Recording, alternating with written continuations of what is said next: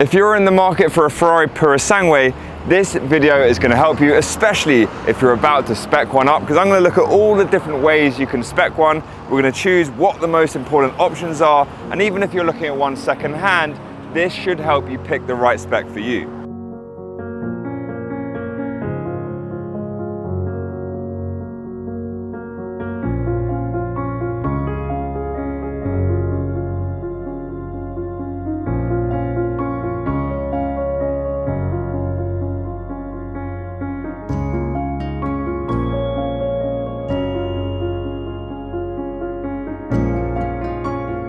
Okay, so we're going to start off by looking at the exterior options, and in particular the color.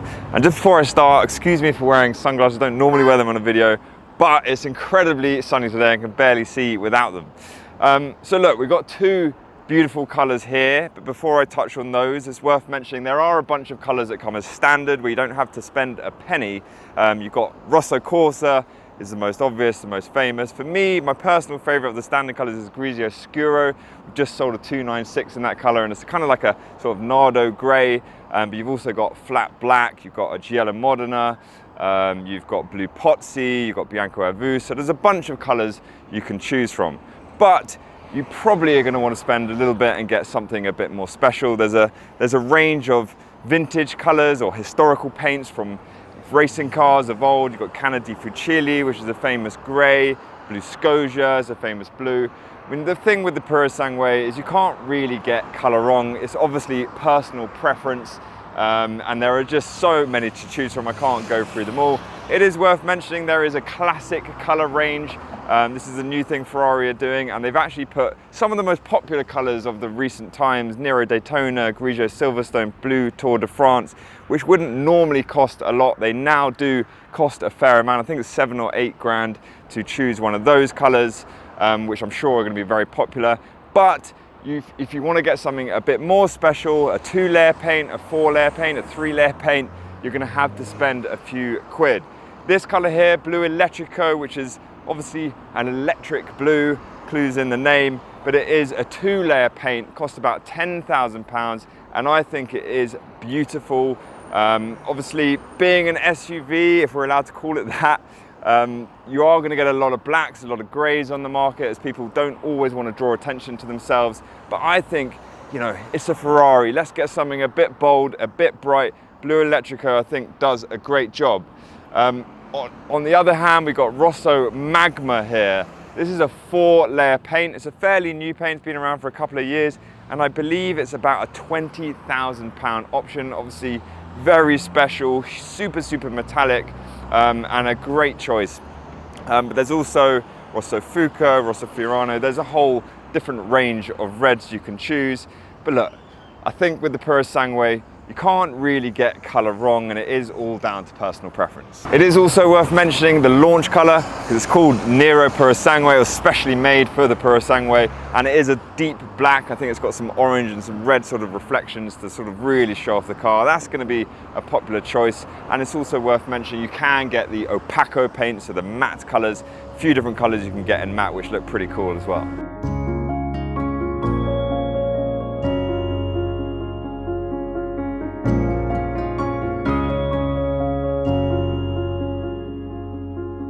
Okay, so now that you've chosen your paint, the next thing I suggest doing is probably choosing your wheels. So there are actually only 2 different types of wheel you can choose on the Purosangue. There are the standard wheels, which for me, personally just think they look a little bit too basic. Some people may like them, but I reckon you should go with the forged wheels, which is what both of these cars have. And now it's just down to choosing your finish. So you can choose a single tone liquid silver finish, which does look very clean and quite classy, but for me, I quite like the 2-tone look, and you get the diamond cut finish. It is the most expensive, I think it's about £5,000, but you can choose between Orbit Grey and matte black. So you get these bits in Orbit Grey, and then you get the silver diamond cut finishes. Whilst we're on the wheels, we may as well quickly talk about brake calipers, because there's a few different choices here. Again, it's a little bit down to personal taste and preferences, but if you've already got a bit of a statement on your paint, you may choose a more understated brake caliper like this. It's got the aluminium brake calipers. You could also choose black brake calipers if you want something a little bit more stealthy. Or another popular thing to do is match the brake calipers to the Scuderia shields and get the Giallo brake calipers. The final thing you may do is try and match the brake calipers to the stitching inside. So they also do red, they do gold, but there's not actually every color, so they don't do a green or a purple if you want to go really out there. A couple of other options on the wheels. So firstly, titanium wheel bolts. These are about £1,000 or just over £1,000 option. So instead of the basic bolts, you get titanium. They're more resistant, they're lighter, they look a bit different, a bit cooler as well. But I would say with the forged wheels, you actually have to spec the titanium wheel bolts. And then just lastly, the center caps, you get them yellow as standard. You can upgrade these to either black, or if you really want to go all out, you get the carbon fiber center caps.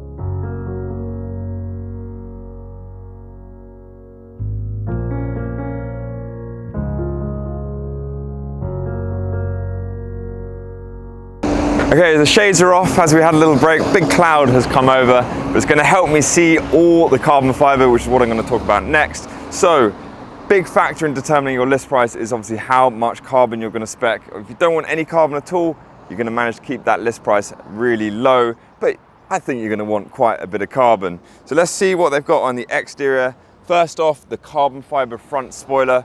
Nice piece to sort of round off the front of the car. It's about a £5,000 option. One of the best ones for me, I think, is the carbon fiber wheel arches. Because you haven't seen that before on a Ferrari, no other Ferrari's got carbon wheel arches, so that, I think, is the best one to get on the exterior. Again, just over £5,000. Pretty cool, because they've got sort of a bit of aerodynamics going on with them as well. And obviously you get those on all four.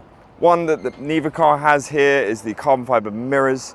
You can spec those, but I think more importantly, the under door cover or the outer sill kick, which goes under both the front and the rear doors. Big piece, again, just over £5,000 and quite a good one to have. Onto the back of the car, the most expensive carbon fiber option is the diffuser, which houses those exhausts, and it is a massive piece, goes right underneath the car, really aggressive, and I think a good one to have, just over £7,000, so quite a lot of money. Some people, it might not be worth it. And the last one I'll touch on, which neither of the cars we've got here have, is the carbon fiber roof. That is actually a no-cost option. It's a standard fit, but if you want a panoramic roof, like most of us here would in the UK, you've got to pay extra for that. And for me, the panoramic roof is probably the most important option on the car, at least one of them. Ferrari actually introduced the panoramic roof on the FFs, and then it was pretty much a must-have option on the GTC4 Lusso, but on the Purosangue, you'd almost think, being more of an SUV, you could get it as standard, but look, this is Ferrari, it's not standard. In fact, it's just over £12,000, one of the most expensive panoramic roofs you'll probably ever find. Does it open, does it slide? No, it does not, but it is now electrochromic, or dimmable, you could say, because basically what it does is with a button on the inside, instead of being clear glass, you can push the button and it just turns the roof sort of blue from the inside, so it's giving you more shade. So on those hot days, you can just turn it off and you don't get all that sun and heat coming into the cabin. And that's probably one of the reasons why in hotter climates, a lot of people don't select the panoramic roof, because it just can make the car too hot if you leave it outside. But look, for me, I think the benefits, especially for the rear passengers, it can be quite claustrophobic back there if you don't have a panoramic roof, and just letting all that light into the cabin. But in the UK, it's definitely something you're going to want to have. Obviously, the alternative is the carbon fiber roof, which is pretty cool as well, and quite a bit lighter too.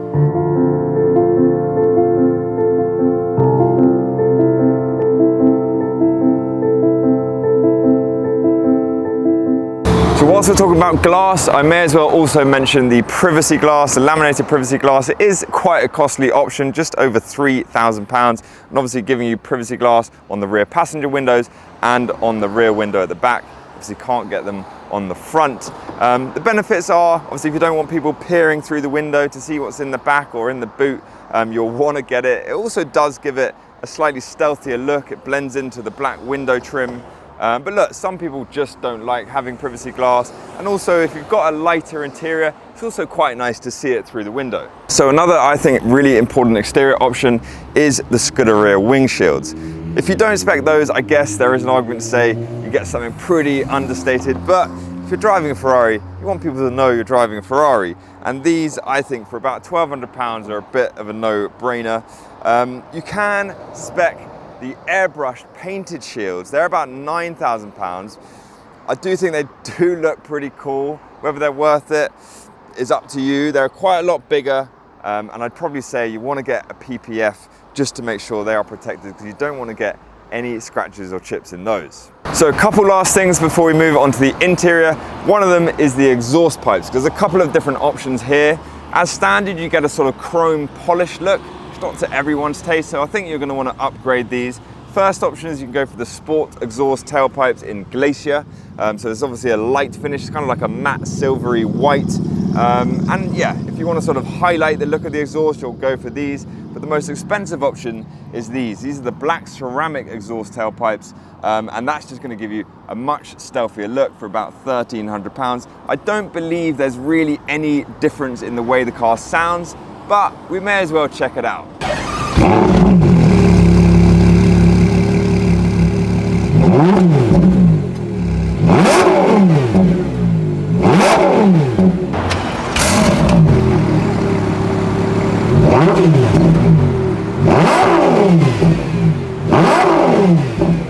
And just last thing on the exterior is the Italian tricolore badge on the back. Personally, I think it's a really nice touch, but it is £784. Some people probably don't think it's worth it, and you may prefer the cleaner look without it. Okay, so now we're moving on to the interior options, and we'll start off looking at color. And look, there's so many different colors to choose from, especially if you go through Ferrari's personalization program. You can get pretty much any color you want. But just looking at the main colors, I think the safest and probably the most popular option is going to be going for black, or possibly something like this, which is charcoal, which is a very dark gray. See, this is more practical, especially if you've got kids in the back. All I would say is if you are going to go for a darker interior, probably just get a little bit of contrast stitching like this car has. A bit of red stitching just gives the interior a little bit of a lift. But then of course you can get a lighter interior. Probably the most popular are the Crema and the Sabbia, especially if you're looking for more of that luxurious feel. But if you want something a bit different, you can get something like this, which is Koyo, which is basically a tan and works really well with blue, works really well with green cars as well, and is quite in trend in recent years. They do some other colors as well, some sort of darker browns. I think you've got Iroko, you've got Cioccolato. I personally think they're a slightly more acquired taste, and I think Koyo is probably the safest option if you want that sort of browny tan interior. So it is worth mentioning, you can go with sort of a more two-tone interior, and on this car you've got the black steering wheel, the black dashboard, and the whole black upper area, which you can change to a different color. All I would say, probably best to avoid a light colored dashboard, because you do get a lot of reflections on the windscreen. And the next thing you want to choose on the interior is what materials you want. So you get quite a lot of Alcantara as standard, but pretty much if you want leather, you're going to have to pay extra. So the upper zone is all in a sort of technical fabric as standard, but both our cars have got the leather upgrade. A lot of the door panels are in Alcantara. Again, this car has been spec'd with the full leather interior. So normally I do recommend Alcantara when we're talking about the more track focused cars, because it's lighter, it's grippier. But I think when you're talking about an SUV, you want that little bit more sort of softness and luxury. And I think leather does seem to be the better thing to go for. But look, you get a lot of Alcantara all in the lower zone. And I'm going to show you on the other car, because that's got a totally different interior because of the design specification pack. So onto our blue Electrico car, because I want to show you this new thing. It's called the Design Specification Pack. It does cost over £60,000, and it is a pack that includes lots of different things. But the first thing I wanted to show you is this new black technical fabric, because it is different to anything I've seen before. So basically, instead of having Alcantara, this car has got this black fabric, and it is pretty much everywhere, certainly on the lower parts of the car. So all in the footwell, the floor mats are made of it, the center console part of it, the lower dashboard, the lower part of the doors. You've even got it on the bottoms and the backs of the seats. And it is an interesting material. It's very rough, so it's not feeling that soft, but I imagine it's very hard wearing. It does look very high end and very different to what we've seen before. There are, of course, loads more things as this design specification pack, and I'll touch on the carbon fiber because it's got a very special copper thread. So the other main part of the design specification pack is carbon fiber, because you get all the interior carbon, but not just that. Every piece of carbon has got a special copper thread through the weave, and it does just make it look, this sort of like gold, special high-end carbon, not just your regular carbon. I'll touch on each individual part that comes as part of that pack in a minute, but the other things you also get as part of this design specification pack is you get the burnish controls here, which is a subtle but enhanced difference on your transmission controls. You also get all the speaker grills in a special black oxide and a special design on the seat. So you get something called the gold rake design, which you might remember from some of the 458 seats and other types of seats you can get now, but it's a special design that you can't get unless you get the design specification pack.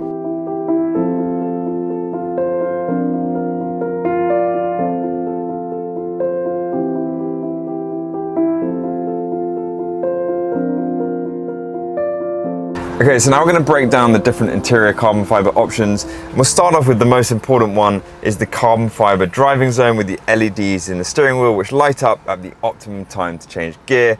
Across all Ferrari models, you can get this option, and I do think it is the most important one.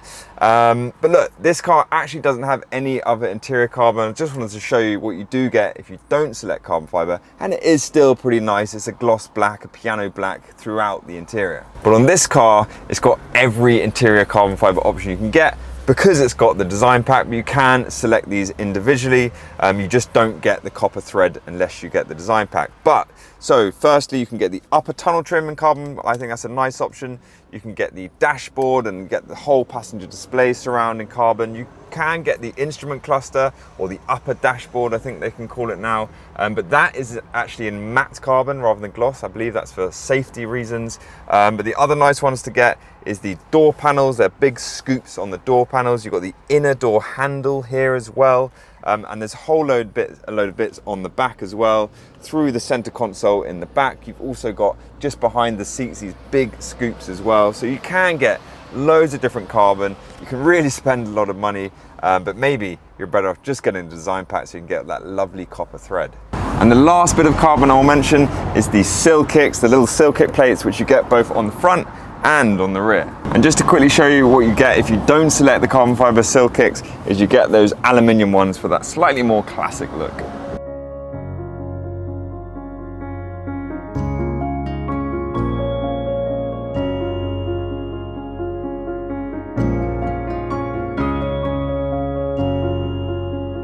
So I just want to look at some of the seat options as well. There is only one actual seat. There's no racing seat or bucket seat, but these are pretty sporty. And the only difference is they do a couple of different designs. So these are the actual upgraded seats, which are about £3,000. I think they're called the specific design, or some people call them the style seats. And it's just a couple of little details to differentiate to the standard ones. So you get the horizontal stitching, and you also get this little leather strip through the middle, which you can select in a different color, just to give you that little bit of detail. And just to show you the subtle differences with the gold rake seat design, which is just really this section through the middle. So you don't get that horizontal stitching. There's sort of little sections, and with the leather strip down the middle, it's just nicely stitched. There's no holes in them. For me, I think this is actually the classiest, cleanest looking seat design. One upgrade worth considering for the seats is getting the massage and ventilated seats. That's about a £4,000 option, and I believe the massage seats is a new option for Ferrari. I've never seen that before on a Ferrari, and they've got, I think, 3 levels of intensity, 5 different versions of different massages you can get, all done with the selector down here. So that is a nice option to have, and especially the ventilated seats. On a day like today where it's really hot, those ventilated seats have been keeping me nice and cool. You can also upgrade the rear seats to be heated and ventilated, and I think you can get the massage as well. This is not exactly a chauffeur car, so you really, if you want to look after your passengers and keep them nice and cool, then this is an option you can get. So one option I think most Purosangue owners are going to go for is the embroidered prancing horses on the headrests. If you don't go for that, you still get the prancing horse, but it's actually printed on the leather and doesn't look that great. So the embroidery is, I think, about £1,000 or £2,000, definitely worth going for. I think you also have to pay a bit extra to get them in the color that you want. Obviously here you've got a sort of baby blue, which goes with the rest of the stitching, and obviously you can get very carried away with getting stitching throughout. You get stitching on the steering wheel like you've got here, and you can even go with the tricolore stripe on the steering wheel, which I think is a nice touch too.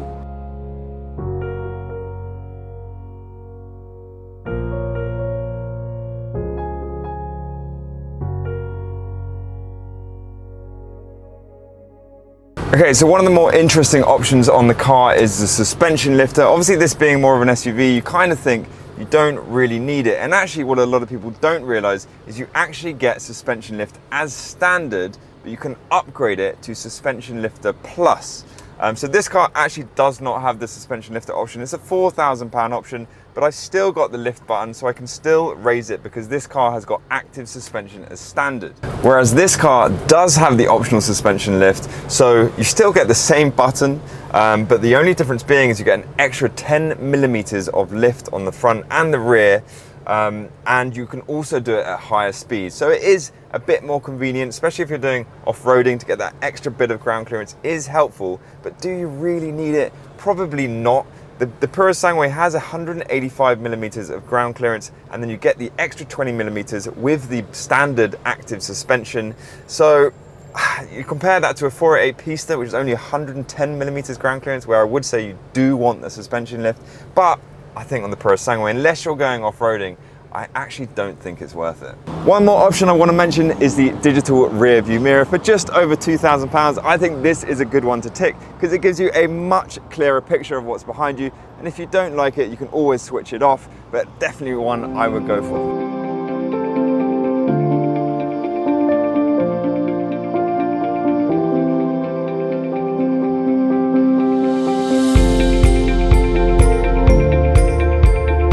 That is pretty much every option you can get on the Purosangue, but it is worth mentioning there is quite a few things that come as standard. So if you're looking out for the Burmester high-end surround sound on the option list, it's actually standard. 21 speakers, a great sound system. Ferrari also give you Apple CarPlay, Android Auto, which they used to charge for. That is now standard on the Purosangue. When they don't actually give you navigation anymore, everything is done through your phone. Active matrix headlights, that's standard. Surround cameras is standard, although you can actually tick that off the list if you don't like the aesthetics of having all the little cameras dotted around. And just finally, the passenger display. Biggest screen they've had is the passenger display, and that is completely standard on the Purosangue.